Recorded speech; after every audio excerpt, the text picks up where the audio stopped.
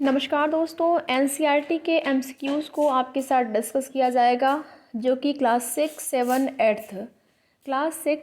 8 सामाजिक अध्ययन यानी कि सामाजिक विज्ञान एसएसटी के अंतर्गत आपका जो सब्जेक्ट आएगा हिस्ट्री, ज्योग्राफी, पॉलिटी, उनके प्रश्नों को यहाँ पर लिया गया है। 5 चैप्टर हो चुका है क्लास 6 के हिस्ट्री से।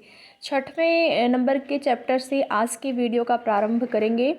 और कोई भी परीक्षा अगर आप दे रहे हैं, किसी भी परीक्षा की तैयारी कर रहे हैं, एनसीईआरटी से प्रश्न बनते ही बनते हैं और एनसीईआरटी का गहन अध्ययन आपके लिए बहुत ज़्यादा ज़रूरी हो जाता है। आप किसी भी प्रतियोगी परीक्षा की तैयारी कर रहे हैं तो चलिए वीडियो का प्रारंभ करते हैं। पहला प्रश्न अध्याय नंबर 6 है और अध्याय नंबर 6 से जो आपका टॉपिक है वो टॉपिक है नए प्रश्न और नए विचार। टॉपिक कहें या फिर इसको चैप्टर का नाम कहें, नए प्रश्न नए विचार। पहला प्रश्न आपसे पूछ रहा है बौद्ध धर्म के संस्थापक थे। तो बौद्ध धर्म के संस्थापक बचपन में इनका नाम था सिद्धार्थ। कौन थे? गौतम बुद्ध। तो गौतम बुद्ध का बचपन का नाम क्या था? सिद्धार्थ था। इस प्रकार से भी आपसे प्रश्न पूछ सकता है।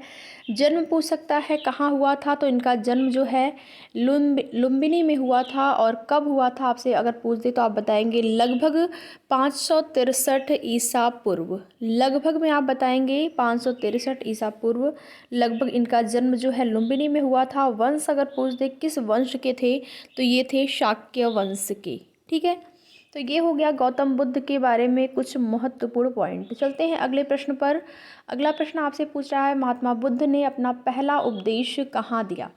तो महात्मा बुद्ध ने जो है अपना जो पहला उपदेश दिया था वो दिया था सारनाथ में, वाराणसी के सारनाथ में। राइट आंसर हो जाएगा ऑप्शन नंबर 1। अगले प्रश्न पर चलते हैं। प्रश्न नंबर 3 है और प्रश्न नंबर 3 आपसे पूछ रहा है संस्कृत भाषा के व्याकरण की रचना करने वाले महान विद्वान कौन थे।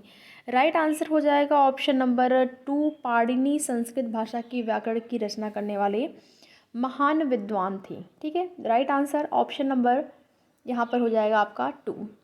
अगला प्रश्न है जैन धर्म की शिक्षाएं कहाँ लिखी गई थी। क्वेश्चन नंबर 4 का राइट आंसर आप बताएंगे जैन धर्म की शिक्षाएं जो है कहाँ लिखी गई थी, तो वल्लभी में लिखी गई थी। राइट आंसर यहाँ पर हो जाएगा। तो वल्लभी कहाँ है अगर आपसे पूछ देगा तो आप बताएंगे वल्लभी जो है वो गुजरात में है। तो राइट आंसर यहाँ पर ऑप्शन नंबर 1 हो जाएगा। अगला प्रश्न है जैन धर्म का मुख्य महाव्रत कौन सा था। देखिए, कोई भी प्रतियोगी परीक्षा की आप तैयारी कर रहे हैं, अगर एसएसटी आपको पढ़ना है, सामाजिक विज्ञान आपको पढ़ना है, तो आप ये मान के चलिए कि गौतम बुद्ध और महावीर स्वामी, इन दोनों लोगों के बारे में जो भी इम्पोर्टेंट फैक्ट है, जो भी महत्वपूर्ण फैक्ट है, वो भी आपको जानना ज़रूरी होता है क्योंकि आपके सिलेबस में ये होंगे ही होंगे। तो आपके लिए यहाँ पर ये 5वां प्रश्न है जैन धर्म का मुख्य महाव्रत कौन सा था। तो जैन धर्म का जो मुख्य महाव्रत था वो था ब्रह्मचर्य। राइट आंसर ऑप्शन नंबर 4 हो जाएगा। चलते हैं अगले प्रश्न पर। अगला प्रश्न नंबर 6 है पाणिनि के संबंध में निम्नलिखित कथन पर विचार करें। 2 कथन यहाँ पर दिए गए हैं। पहला कथन है उन्होंने संस्कृत के लिए व्याकरण तैयार किया। दूसरा है उन्होंने एक विशेष क्रम में स्वर और व्यंजन की व्याख्या की। तो इस प्रश्न के लिए दोनों ही पाणिनि के संबंध में जो दोनों ही कथन दिए गए हैं वो दोनों ही कथन सही हैं। तो राइट आंसर यहाँ पर हो जाएगा ऑप्शन नंबर 3, यानी कि उन्होंने संस्कृत के लिए व्याकरण भी तैयार किया और साथ ही साथ एक विशेष क्रम में स्वर और व्यंजन की व्याख्या की। किसने? पाणिनि ने। राइट आंसर हो जाएगा ऑप्शन नंबर 3। चलते हैं अगले प्रश्न पर। अगला प्रश्न आपसे क्या पूछ रहा है बौद्ध धर्म के संबंध में। प्रश्न आपसे पूछ रहा है बौद्ध धर्म के संबंध में निम्नलिखित कथन पर विचार करें। पहला कथन है बौद्ध धर्म के नियमों का उल्लेख सुत्त पिटक में किया गया था। दूसरा है पुरुष और महिला दोनों के लिए अलग अलग शाखाएं थी। तो बौद्ध धर्म के बारे में ये दोनों ही आपके कथन सही हो जाते हैं, पहला और दूसरा। तो राइट आंसर हो जाएगा ऑप्शन नंबर 3। बौद्ध धर्म के संबंध में ये दोनों ही कथन सही हैं। तो राइट आंसर ऑप्शन नंबर 3 हो जाएगा। पहला और दूसरा दोनों सही है। इसके बाद चलते हैं अगले चैप्टर पर। अगला चैप्टर आपका है चैप्टर नंबर 7 और नाम है अशोक एक अनोखा सम्राट जिसने युद्ध का त्याग किया। जिससे बनने वाला पहला प्रश्न आपसे पूछ रहा है अशोक ने युद्ध नीति को किस युद्ध के बाद त्याग दिया। तो राइट आंसर हो जाएगा कलिंग युद्ध के बाद अशोक ने युद्ध नीति को त्याग दिया। कलिंग युद्ध में जो नरसंहार हुआ था उसके बाद इन्होंने बहुत ही विनाश हो गया था, एक बड़े पैमाने पर विनाश हुआ। उसके बाद कलिंग युद्ध कब हुआ था ये भी आपसे पूछ सकता है 261 ईसा पूर्व। 261 ईसा पूर्व कलिंग युद्ध हुआ था और उसके बाद जो है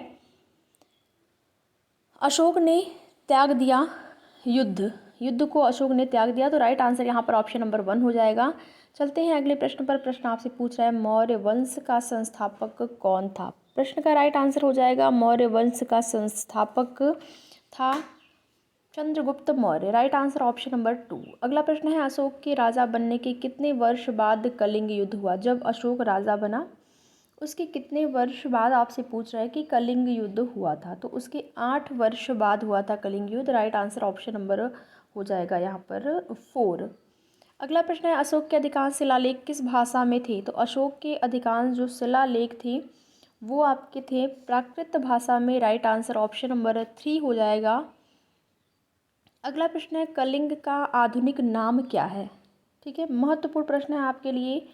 हर वो स्थान जिसका नाम परिवर्तन हो गया है वो आपके लिए महत्वपूर्ण हो जाता है, क्योंकि प्रश्न में जो एग्ज़ाम में आपके ऐसे प्रश्न पूछे जाते हैं। तो यहाँ पर कलिंग का आधुनिक नाम पूछा है तो आप बताएंगे कलिंग का आधुनिक नाम क्या है, Orissa. Right answer option number 2। अगला प्रश्न है मौर्य काल के महत्वपूर्ण शहरों के बारे में अपने जो कथन है उस पर विचार करना है। 2 कथन दिए गए हैं, आपको बताना है इसमें से कौन सा विकल्प सही है, कौन सा कथन सही है। पहला है तक्षशिला उत्तर प्रदेश का प्रवेश द्वार था। मौर्य काल के संबंध में पूछ रहा है। ठीक है, तो ध्यान दीजिएगा आप लोग। तक्षशिला उत्तर प्रदेश का प्रवेश द्वार था। दूसरा है उज्जैन उत्तर से दक्षिण भारत के मार्ग पर स्थित था। दोनों ही कथन, पहला और दूसरा, दोनों ही कथन आपका सही है। तो राइट आंसर यहाँ पर प्रश्न के अकॉर्डिंग देखेंगे तो ऑप्शन नंबर 3 हो जाएगा, दोनों ही सही है। चलते हैं अगले चैप्टर पर। अगले चैप्टर का MCQ डिस्कस किया जाएगा आपके साथ, जो कि आपके हिस्ट्री विषय का, जैसा कि आपको पता है। प्रश्न यहाँ पर पहले यहाँ पर देख लेते हैं। चैप्टर का नाम है खुशहाल गांव और समृद्ध शहर। पहला प्रश्न आपसे पूछ रहा है दक्षिणी भारत में बड़े भूस्वामियों को क्या कहा जाता था। तो दक्षिण भारत यानी कि तमिल क्षेत्र में जो बड़े बड़े भूस्वामी थे, जो जमींदार होते थे, उनको कहा जाता था वेल्लार। क्या कहा जाता था, वेल्लार कहा जाता था। राइट आंसर ऑप्शन नंबर 1 हो जाएगा। ठीक है, ऑप्शन नंबर 1 जो है इस प्रश्न का राइट आंसर हो जाएगा। अगला प्रश्न तमिल क्षेत्र से ही है। तमिल क्षेत्र में भूमिहीन जो मजदूर होते थे उनको क्या कहा जाता था। तो जो भूमिहीन मजदूर होते थे उनको कैडेसियार कहा जाता था। राइट आंसर ऑप्शन नंबर 3 हो जाएगा। ठीक है, जो भूस्वामी थे उनको वेल्लार और जो भूमिहीन मजदूर थे उनको कैडेसियार के नाम से जाना जाता था तमिल क्षेत्रों में। राइट आंसर ऑप्शन नंबर 3 हो जाएगा। चलते हैं अगले प्रश्न पर। अगला प्रश्न आपसे क्या कह रहा है, सबसे पुराने सिक्कों को क्या कहा जाता है। तो जो सबसे पुराने सिक्के होते हैं उनको आहत सिक्का कहा जाता है। राइट आंसर ऑप्शन नंबर 1 हो जाएगा। अगला प्रश्न है कुषाणों की दूसरी राजधानी कौन सी थी। ठीक है, कुषाणों की दूसरी राजधानी आपसे पूछ रहा है कि कौन सी थी। तो प्रश्न का राइट आंसर जो हो जाएगा आपका वो हो जाएगा कुषाणों की दूसरी राजधानी कहाँ थी, Mathura. Right answer option number 4 हो जाएगा। अगला प्रश्न है वलय कूप किसके लिए प्रयुक्त था। वलय कूप जो शब्द है किसके लिए प्रयुक्त होता था आपको बताना है। राइट आंसर हो जाएगा ऑप्शन नंबर ये नाली, कूड़ेदान, गूसल खाना, तीनों के लिए ही प्रयुक्त होता था। राइट आंसर ऑप्शन नंबर 4 हो जाएगा, इनमें से सभी। अगला प्रश्न है निम्नलिखित कथनों पर विचार करें। 2 कथन यहाँ पर दिए गए हैं और आपको बताना है इसमें कौन सा कथन सही है। पहला कथन है तमिल क्षेत्र में बड़े जमींदार को कडेसियर कहा के रूप में जाना जाता था। तो ये आपका गलत हो जाएगा कि वो बड़े जो जमींदार थे उनको क्या कहा जाता था, वेल्लार कहा जाता था ना। बड़े जो थे जमींदार उनको वेल्लार कहा जाता था, तो ये आपका गलत हो जाएगा। दूसरा है तमिल क्षेत्र में भूमिहीन मजदूरों को वेल्लार कहा जाता था। नहीं, भूमिहीन मजदूर को वेल्लार नहीं बल्कि कैडेसियार, यानी कि उल्टा दे दिया है। कथन जो है गलत हो गया है, क्योंकि एक जो बड़े जमींदार की विशेषता जो है वो दूसरे में बता दिया गया है, दूसरे कथन में, और भूमिहीन मजदूर की विशेषता जो है या उनको किस नाम से जाना जाता है वो पहले में बता दिया गया है। तो दोनों ही गलत हो जाएगा। तो यहाँ पर ऑप्शन नंबर 3 दोनों ही गलत है। कौन सा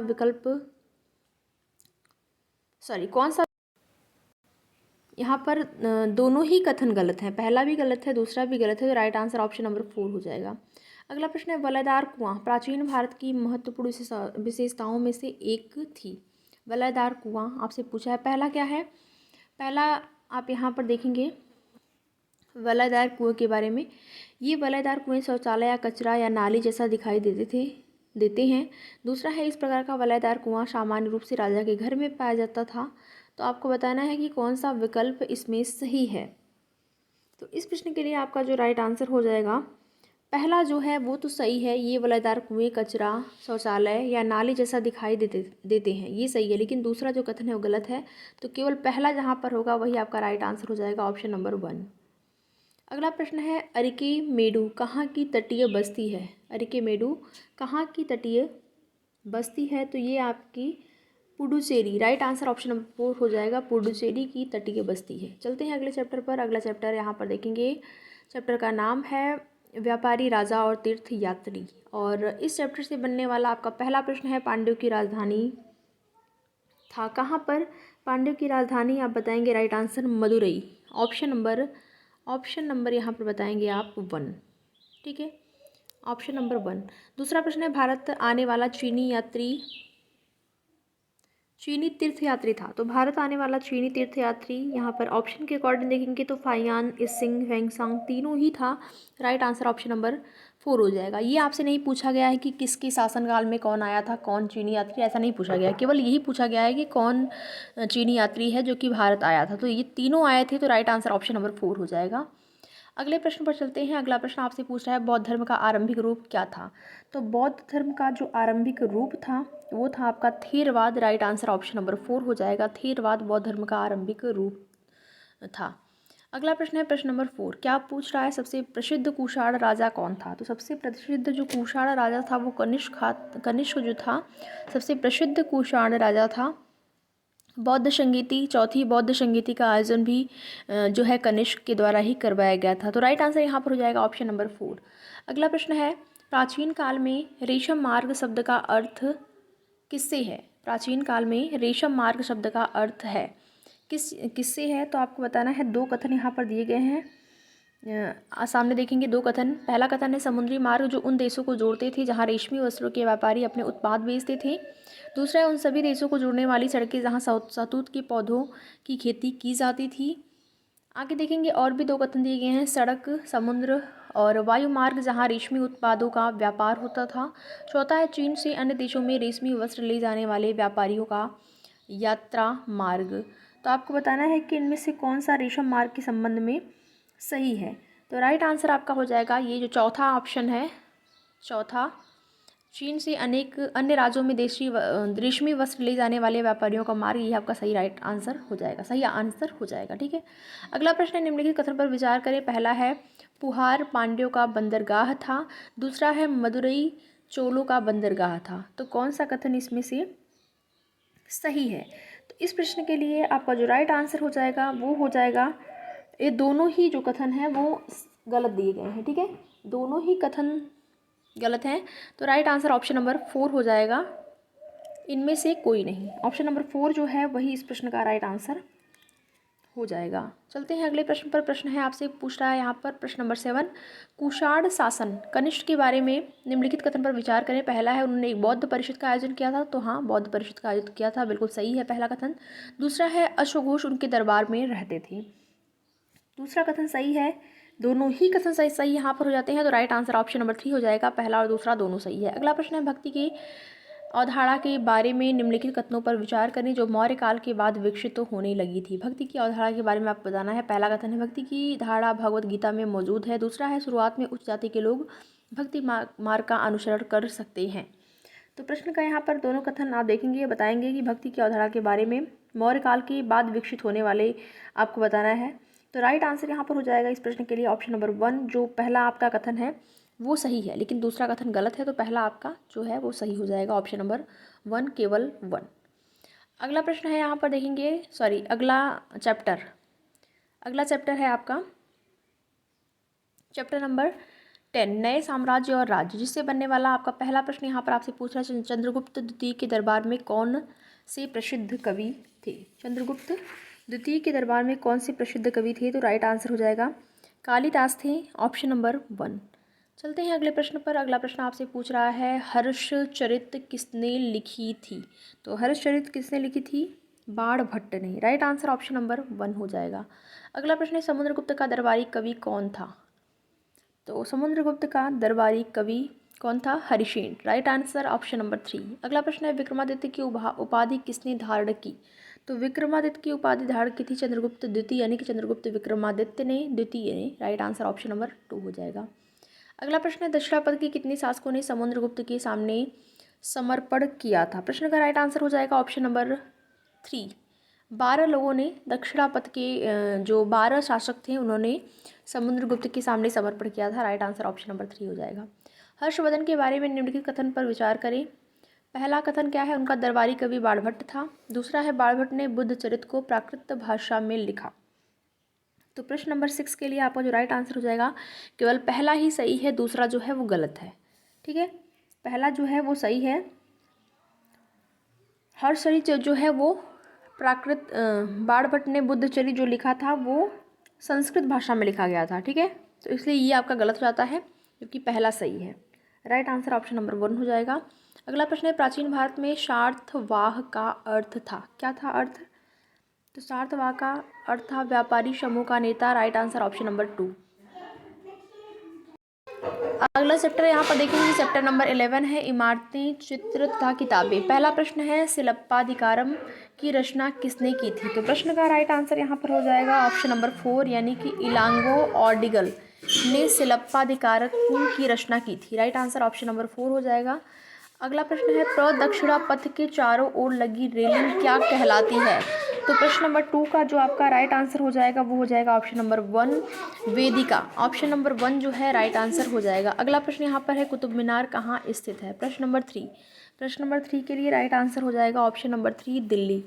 अगला प्रश्न है मेघदूत की रचना जो है किसने की थी? तो मेघदूत की रचना जो है वो की थी, मेघदूत की रचना जो है वो कालिदास ने की थी। राइट आंसर ऑप्शन नंबर 3 हो जाएगा। इसके बाद चलेंगे अगले प्रश्न पर। प्रश्न नंबर 5 है वेदों को पढ़ने की अनुमति किसे नहीं थी? तो वेदों को पढ़ने की अनुमति किसे नहीं थी? इस प्रश्न का आपका जो राइट आंसर हो जाएगा वो हो जाएगा स्त्रियों शूद्रों दोनों को ही नहीं थी अनुमति। तो राइट आंसर ऑप्शन नंबर 4 हो जाएगा।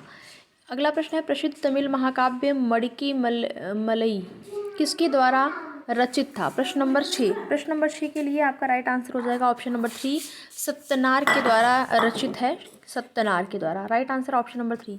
अगला प्रश्न है आयुर्वेद स्वास्थ्य विज्ञान की एक प्रसिद्ध प्रणाली है जिसका विकास प्राचीन भारत में हुआ था। निम्नलिखित कथन पर विचार करें। पहला कथन आयुर्वेद के संबंध में दिया गया है चरक और सुश्रुत आयुर्वेद के प्रसिद्ध चिकित्सक थे, तो ये पहला कथन बिल्कुल सही है। दूसरा है सुश्रुत ने सर्जिकल विधियों का निर्माण विस्तृत वर्णन किया था। तो दोनों ही जो कथन है आयुर्वेद स्वास्थ्य विज्ञान के संबंध में दोनों ही कथन सही हो जाते हैं। राइट आंसर यहाँ पर हो जाएगा ऑप्शन नंबर 3। पहला और दूसरा दोनों ही कथन सही है। तो इस प्रकार ये आपका हिस्ट्री क्लास 6 एनसीईआरटी के एमसीक्यूज़ यहाँ पर समाप्त होते हैं। अगले वीडियो में क्लास 7 हिस्ट्री के एमसीक्यूज़ को डिस्कस किया जाएगा चैप्टर वाइज। तो वीडियो में लास्ट तक बने रहने के लिए आप लोगों का बहुत बहुत धन्यवाद।